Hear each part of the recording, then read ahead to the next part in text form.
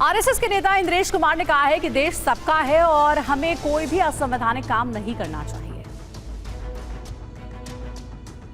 RSS नेता इंद्रेश कुमार ने कहा कि चुनाव के दौरान हमें आपस में लड़ाने की कोशिशें होंगी, लेकिन ये हमें लड़ना नहीं है। और दलों का ये आदत होती है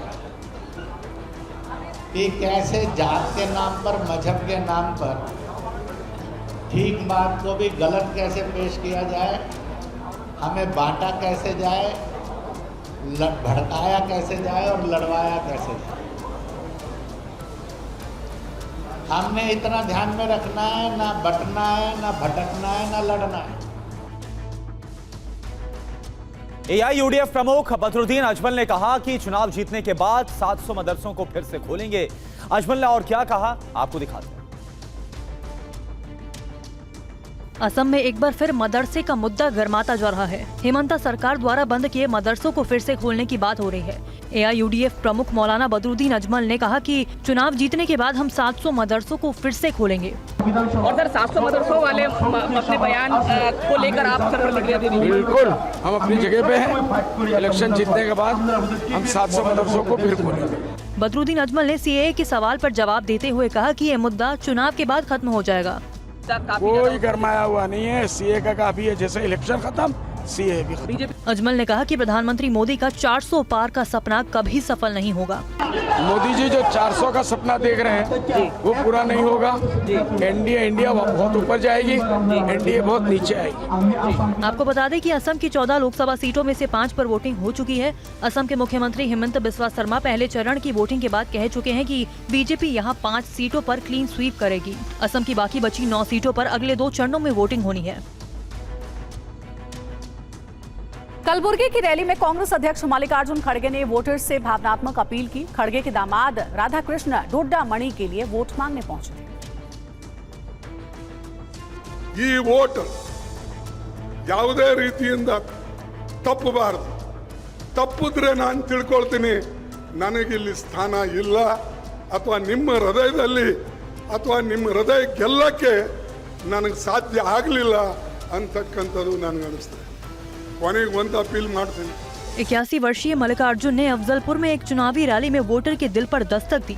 दरअसल कांग्रेस ने खड़गे के दामाद राधाकृष्ण डोड्डामणि को बीजेपी के मौजूदा सांसद उमेश यादव के खिलाफ कुलबर्गी से मैदान में उतारा है। डोड्डामणि के लिए वो वोट मांगने पहुंचे थे।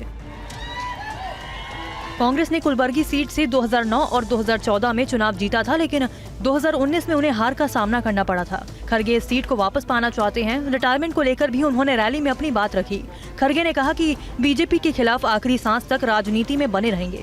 ಈ ದೇಶದ ಸಂವಿಧಾನ ಮತ್ತು ಈ ದೇಶದ ಪ್ರಜಾಪ್ರಭುತ್ವ ಉಳಿಸೋಗೋಸ್ಕರನೇ ನನ್ನ ಕೊನೆ ಉಸಿರಿರೋವರೆಗೆ ಮಾಡ್ತೀನಿ. ಕೊನೆ ಉಸಿರಿರೋವರೆಗೆ ಇದು ಹೋರಾಟ ನಡೆದಿದ್ದೆ ನಮ್ದು. ರಿಟೈರ್ ಆಗೋದಿಲ್ಲ. ರಿಟೈರ್ ನೀವು ಪೊಸಿಷನ್ಲಿಂದ ಆಗಿ, ರಿಟೈರ್ ಎಲೆಕ್ಷನ್ಲಿಂದ ಆಗಿ, ಆದ್ರೆ ನೀವು ತತ್ವದಗೋಸ್ಕರ ಏನು ಹೋರಾಟ ಇರ್ತೀರಿ, ನಿಮ್ಮ ತತ್ವಕ್ಕೆ ಸೋಲಾಗಬಾರ್ದು.